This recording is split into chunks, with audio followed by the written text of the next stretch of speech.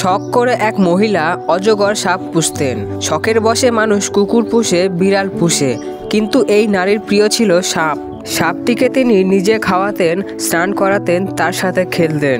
শুধু তাই নয়, রাতে সাপের সাথে এক বিছানায় ঘুমাতেন। ছোট থেকে এইভাবে লালন পালন করেছেন এই অজগরকে। আদর যত্ন পেয়ে সাপটি বড় হতে থাকে।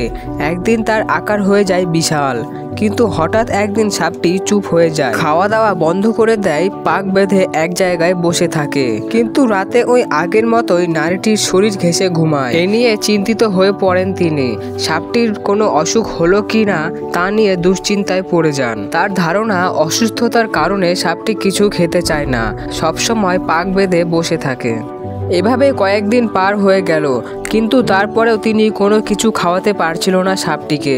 শেষ পর্যন্ত বাধ্য হয়ে তিনি নিয়ে যান চিকিৎসকদের কাছে। চিকিৎসক সাপটিকে ভালো করে দেখে জিজ্ঞাসা করলেন, সাপটি রাতে কোথায় ঘুমায়? মহিলাটি তখন বললেন, সাপটি রাতে তার সাথে বিছানায় ঘুমায়। এরপর চিকিৎসক তার কাছে জানলেন যে সাপটি কি একবারে তার গা ঘেঁষে ঘুমায়? চিকিৎসক বেশ চিন্তিত মনে মহিলাটির দিকে তাকালেন, বললেন যে সাপটির কোনো অসুখ হয়নি। এই কথা শুনে সেই নারী আশ্বস্ত পেলেও পরক্ষণে চিকিৎসকের কথা শুনে তার মুখ ফ্যাকাশে হয়ে গেল। তার মাথায় যেন আকাশ ভেঙে পড়ল। চিকিৎসক বললেন, আপনার সাপের কোনো অসুখ হয়নি, সে আসলে আপনাকে গিলে খাওয়ার পরিকল্পনা করছে।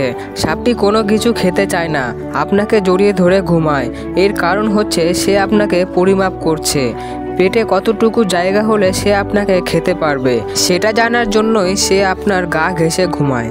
এমনকি সে আপনাকে খেয়ে হজম করতে পারে, তাই কয়েকদিন না খেয়ে থাকছে। চিকিৎসকের কথা শুনে হতভম্ব হয়ে তাকিয়ে থাকলো ওই নারী। তার চোখ ছলছল করে উঠল, কারণ ছোটবেলা থেকেই আদর যত্নে তাকে বড় করে তুলেছেন। তিনি জানতেন এটি একটি মানুষ খেকো ভয়ঙ্কর প্রাণী, কিন্তু কখনো ভাবেনি সাপটি তার আদর যত্ন পেয়ে বড় হয়ে তাকেই গিলে খাবে। হয়তো আর কিছুদিন অপেক্ষা করলেই তিনি সাপের খাবারে পরিণত হতেন। এসব ভেবে তিনি কান্নায় ভেঙে পড়লেন। আমার আপনার অনেক ঘটনারই মিল পাবেন এই ঘটনা থেকে। এই জন্য বলা হয়, অন্ধের মতো কাউকে বিশ্বাস করা ঠিক নয়। যখন তখন যাকে তাকে বন্ধু বানানো উচিত নয়।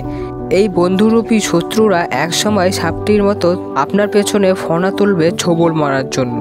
এই যুগে কাউকে বিশ্বাস করা কঠিন একটা ব্যাপার। যাকে বিশ্বাস করবে, যার ওপর আস্থা রাখবেন, সেই যেন প্রতারণা করবে আর আপনার বিশ্বাস ভেঙে কষ্ট দিবে। আসলে ভুলটা আমরা নিজেরাই করি। নিজের অজান্তেই আমরা বিশ্বাস করে বসি ভুল মানুষকে, আর এই জন্যই আমাদের কষ্ট পেতে হয়। সেই সুযোগ আপনি কি দিতে চান? এই মুহূর্তে থেকে নির্বাচন হন। কাউকে বিশ্বাস করার আগে সময় নিন, একটু ভাবুন। মানুষরূপী সাপদের কাছ থেকে এড়িয়ে চলুন, তাহলে জীবন হবে সুন্দর ও